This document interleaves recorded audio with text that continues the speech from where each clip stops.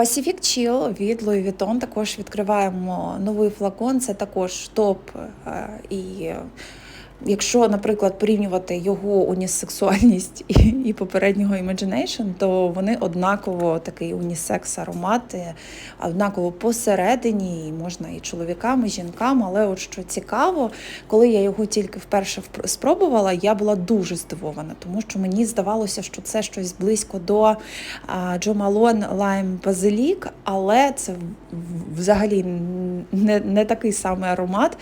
І для мене Pacific Chill – це базилік в цукрі, тільки він такий, наче цукор не окремо, а наче такий вид базиліку, який прям такий солодкуватий, і разом з цитрусами це дуже смачно виходить, особливо для тих, хто любить базилікові аромати.